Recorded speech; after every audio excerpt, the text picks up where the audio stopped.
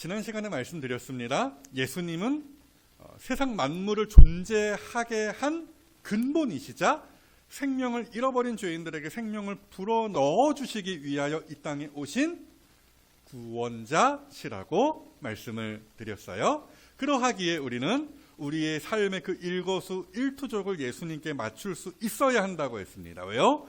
예수님이 세상의 이치와 법칙이고 근본이자 중심이기 때문이죠. 뿐만이 아니에요. 이제 우리는 방황을 끝내고 예수님을 믿고 구원을 얻어 예수님 안에 있는 그 생명과 평화와 천국을 풍성히 누릴 수 있어야 한다. 이렇게도 말씀을 드렸습니다. 그 이야기를 요한복음이 주야장천한다 말씀을 또 드렸죠.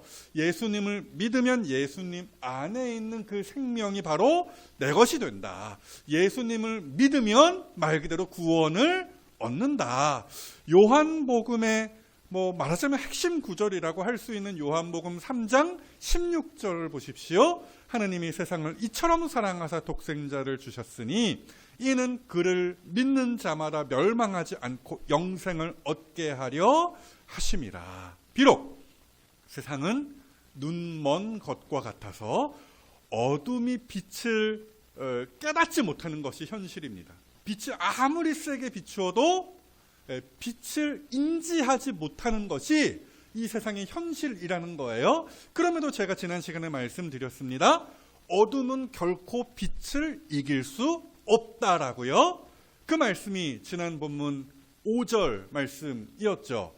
빛이 어둠에 빛이 돼 어둠이 깨닫지 못하더라. 저기 깨닫지 못하더라는 말이 이기지 못하더라는 말로 번역될 수 있다고도 했어요. 하여튼 마귀와 악인들이 아무리 난리를 치고 발악을 해도 예수님은 심판주로 오실 것이고 그때 예수님께서는 교회의 최종적인 승리를 선언하실 것이에요.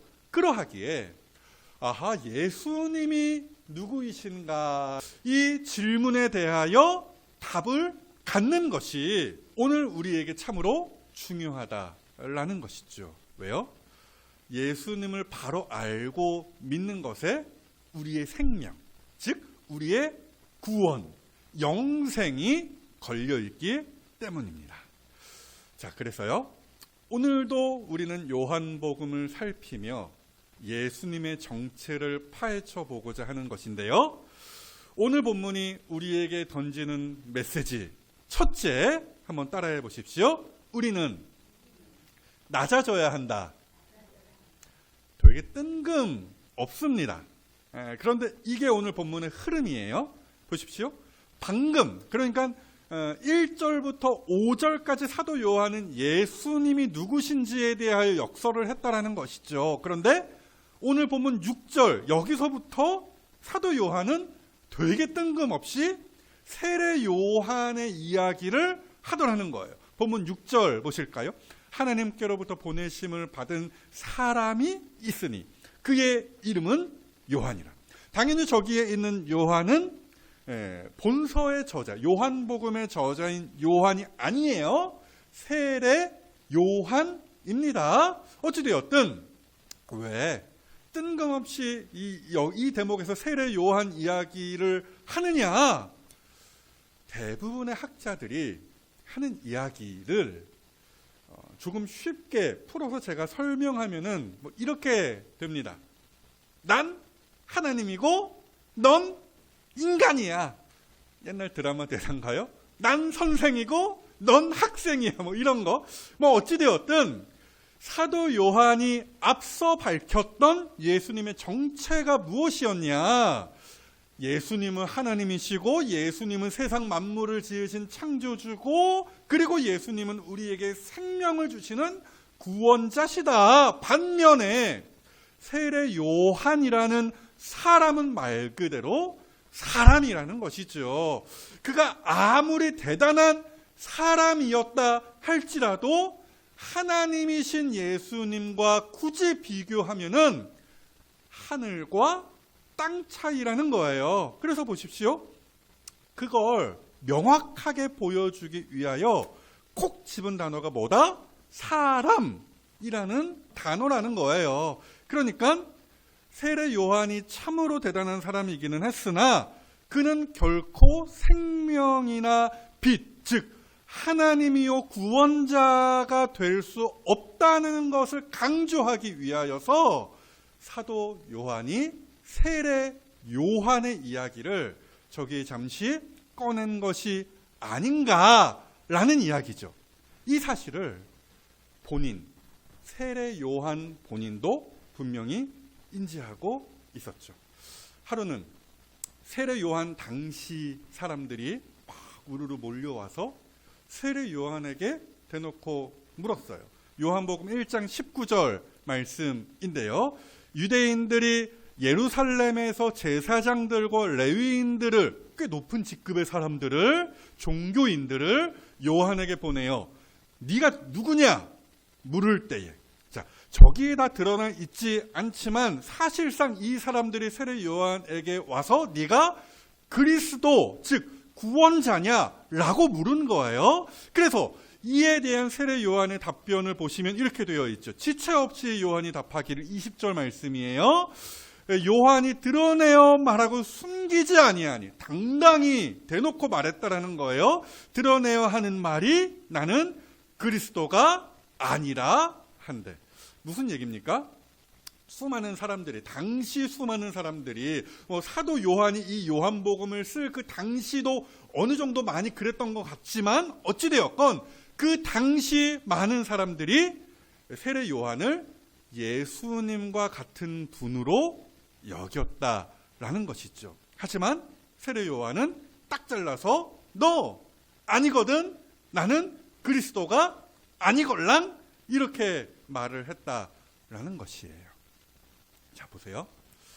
이런 겸손함, 그렇죠? 쉽지 않습니다. 제가 신대원 다닐 때에 한 선배가 저한테 이런 이야기를 해준 게 기억이 나는데요. 진짜 이렇게 이야기를 했어요. 주봉아, 하나님께서 사람을 높이실 때가 있어. 좋죠, 그렇죠? 막 높임 받으면, 그렇죠? 높은 자리에 올라가면 좋죠. 참 신나고 좋은 일이지. 그런데 말이야, 우리는 거기서 스스로 내려올 줄 알아야 해. 무슨 얘기입니까? 뭐 미끄럼틀 타고 내려오라는 거예요? 뭐 다 사퇴하고 막 내려오라는 것입니까? 그게 아니라 인생 겸손해야 한다라는 말이에요. 그러니까 하나님께서 높이신다고 해서 하늘 높은 줄 모르고 솟아오르기만 한다면 결국 그 인생 비참한 인생이 된다라는 말이죠. 대표적인 경우 누굽니까? 헤롯이라는 왕입니다. 사도행전에 있는 그런 이야기인데요. 헤롯 왕이 주변을 다 평정했어요. 주변에 깔짝거리던 그런 놈들이 좀 있었거든요. 헤롯 왕이 그들을 싹 다 굴복시켰어요. 그때 헤롯은 자기 스스로를 신으로 여겼습니다. 정확하게 말하면은 군중들이 막 헤롯 왕을 신으로 떠받들여 준 거예요. 그랬더니 이 헤롯이 하늘 높은 줄 모르고 선을 넘은 것이죠. 그것이 마땅하다 했던 거예요. 아무튼 그때 그렇게 교만이 하늘을 찔렀을 때 무슨 일이 있었느냐? 사도행전 12장 말씀이죠. 헤롯이 영광을 하나님께로 돌리지 아니함으로 주의 사자가 곧 친히 벌레에게 먹혀 죽으니라. 뭐 벌레가 와서 막 갉아먹었다 뭐 이런 이야기는 아닌 것 같고, 모르지만 뭐 바이러스나 뭐 박테리아 뭐 이런 걸 이야기하는 것 같아요. 어찌되었든 보세요. 교만의 끝은 패망이에요.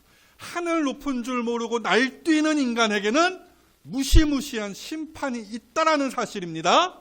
이런 면에서 이 세례 요한이라는 사람은 겸손했다 이거죠.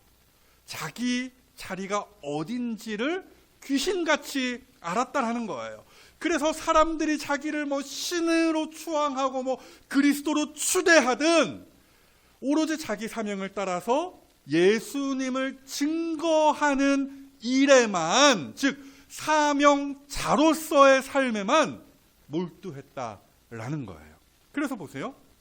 6절, 본문 6절 이하의 말씀이 그런 이야기예요. 하나님으로부터 보내심을 받은 사람이 있으니 그의 이름은 요한이라. 그 다음이죠. 그가 증언하러 왔으니, 곧 빛에 대하여 증언하고, 예수님을 지금 이야기하는 거예요. 빛, 예수님입니다. 요한복음에서 이야기하는 빛은요, 어찌되었든 모든 사람이 자기로 말미암아 예수님을, 그 빛을 믿게 하려 함이라. 그는 이 빛이 아니요, 이 빛에 대하여 증언하러 온 사람이다. 그러니까 세례 요한은 딱 저 말씀대로 자기가 있어야 할 곳에서 겸손하게 자기 일을 수행했다라는 거예요. 그런데요, 보십시오. 이 일이 얼마나 고되고 힘들었을까. 지난 주일 본문을 한번 떠올려 보십시오. 빛이 어둠에 빛이 돼 어둠이 깨닫지 못하였다. 이기지 못하였다. 이런 식으로도 번역이 가능하지만 깨닫지 못하였다. 말 그대로 그렇게 번역이 될 수 있다라고 지난 시간에도 말씀을 드렸어요. 그렇잖아요. 주변에서 아무리 옳은 것을 말해줘도 눈 가리고 귀 닫고 사는 사람이 주변에 우리 얼마든지 있을 수 있잖아요. 그러면 정말 속이 터질 거 아니에요? 모르긴 해도 세례 요한의 심정이 그러지 않았을까라는 거예요. 마치 낯선 외국에 말도 안 통하는 곳에 쓸쓸히 혼자 있는 것과 같았을 것 같아요. 그럼에도 그렇죠? 아무도 내가 증거하는 예수에 대하여 알아듣지도 못하고 보지 못할지라도 한평생 그는 자기를 낮추고 예수님을 전하였고 끝내 순교의 죽음을 당하였죠. 그러니까 세례 요한은 부귀, 명예, 성공, 호의호식하는 것을 택하지 않았어요. 얼마든지 돈 긁어 모을 수 있었는데 그렇게 살지 않고 말 그대로 아까 그 선배의 이야기처럼 스스로 그 자리에서 내려온 것이죠. 겸손한 삶을 살았습니다. 그래서요, 어떤 면에서는 사람들의 눈에 그는, 그 세례 요한은 실패자였을지 모릅니다. 그냥 그지같이 살다가 그지같이 가는 사람으로 인식될 수 있습니다. 그러나 예수님께서는 그 세례 요한을 그 누구보다 위대하다 평가하셨어요. 누가복음 7장 말씀 보시죠. 내가 너희에게 말하노니 여자가 낳은 자 중에 요한보다 큰 자가 없도다. 요한보다 위대한 자가 없다. 사랑하는 여러분, 우리 각자가 세상의 가치로 볼 때에는 별 볼 일 없을 수 있습니다. 기분 나쁘실지 모르겠지만 그럴 수 있어요. 하지만 그것은 최종적인 것도 아니고 사실상 큰 의미가 없는 평가입니다. 왜요? 진짜 중요한 건 뭐기 때문에? 예수님의 평가이기 때문이지요. 그래서 바라기로는 나의 작음을 알고 그분의 크심을 알아 겸손하게 자기를 낮추시며 하나님께서 나에게 주신 사명을 충성스럽게 감당하실 수 있는 이 자리의 성도들이 되시기를, 또 바라기로는 잘하였다 착하고 충성된 종아, 이렇게 주님으로부터 좋은 평가를 받으시는 이 자리의 성도들이 다 되시기를 우리를 저 천국에서 높여주실 우리 주님의 이름으로 축복합니다.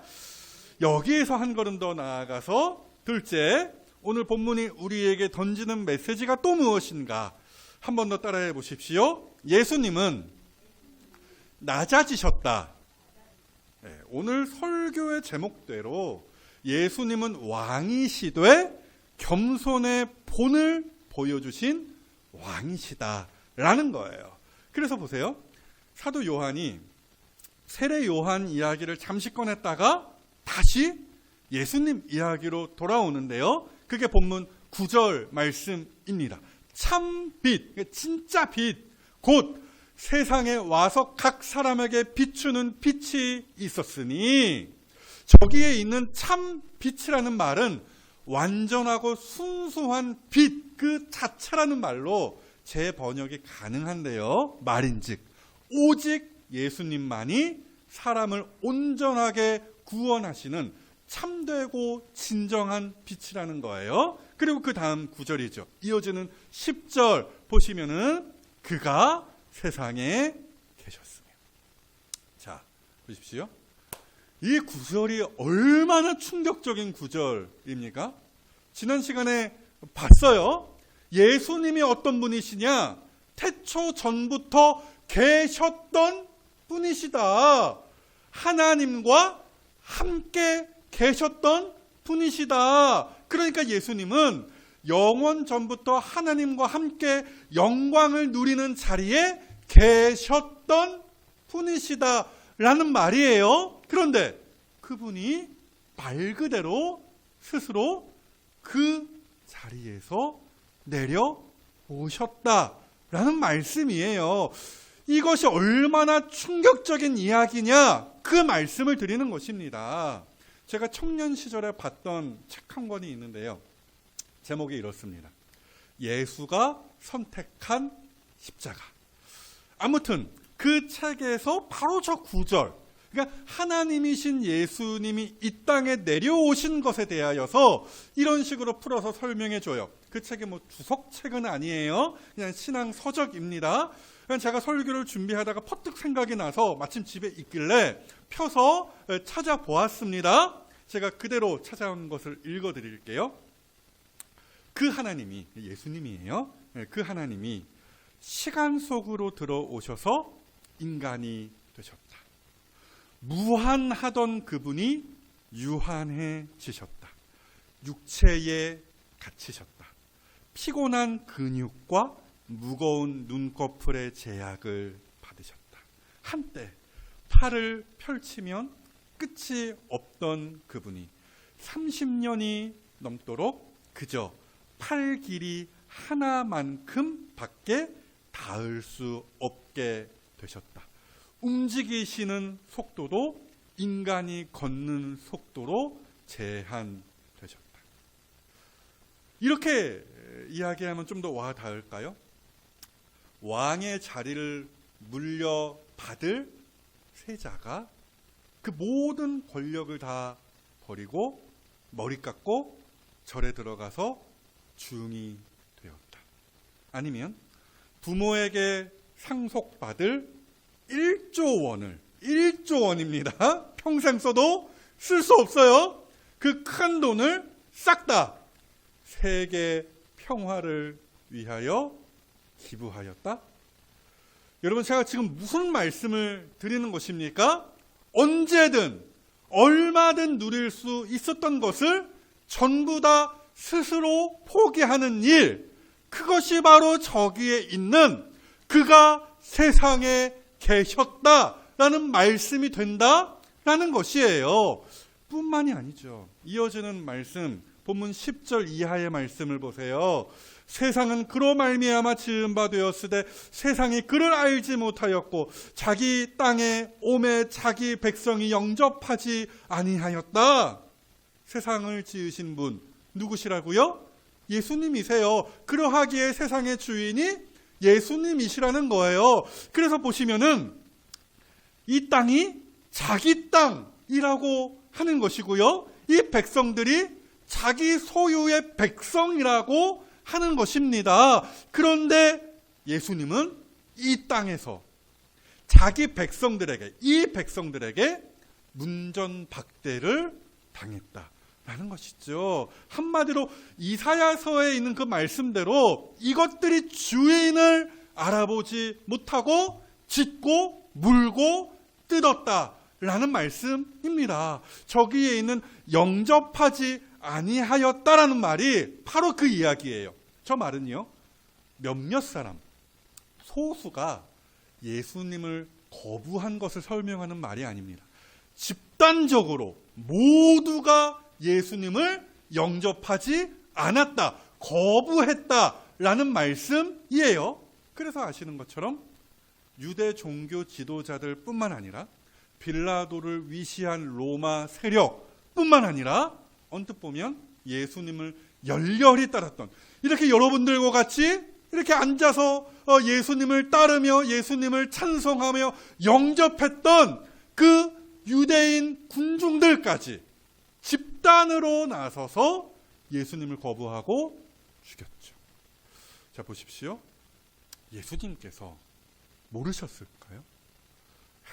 내가 저 땅에 내려가면 내 백성들이 막 프레카드 막 걸고 예수님 웰컴 투 the earth 이러면서 환영하겠지, 이런 생각하시면서 이 땅에 계시기로 했던 것일까요? 당연히 맞죠. 다 아셨죠? 우리 주님 모르시는 게 없는 하나님이십니다. 다 아셨어요. 그럼에도 오셔서 꾸역꾸역 오셔서 자기에게 맡겨진 일들을 감당하셨어요. 예수님께서 하셨던 저 말씀, 마가복음이죠. 10장 말씀인데요. 인자가 온 것은, 인자 예수님이에요. 내가 온 것은, 그렇게 말씀하시는 거예요. 인자가 온 것은 섬김을 받으려 함이 아니라. 나 주인인데, 나 왕인데 섬김을 받으려 한 것이 아니라 그 자리에서 내려오심으로 도리어 섬기려 하고 자기 목숨을 많은 사람의 대속물로 주려 합니다. 죽기까지 우리를 섬기시기 위하여 우리 주님이 오셨다라는 말씀입니다. 사랑하는 여러분, 세상의 많은 사람들이 높은 곳을 지향합니다. 또 높은 곳에서 내려오지 않고 그 자리에 눌러앉아 교만해집니다. 바로 이와 같은 때에 우리는 예수님의 이 겸손을 보고 배울 수 있어야 하는 것이죠. 방금 말씀드렸어요. 사람들은 보통 높은 곳을 지향합니다. 사실 이것은 아담으로부터 물려받은 본성이기도 해요. 아담이 지은 죄 뭐예요? 높은 곳으로 올라가겠다는 거였죠. 선을 넘어서 하나님과 같이 되려는 욕심을 품고 하나님의 말씀을 어긴 거잖아요.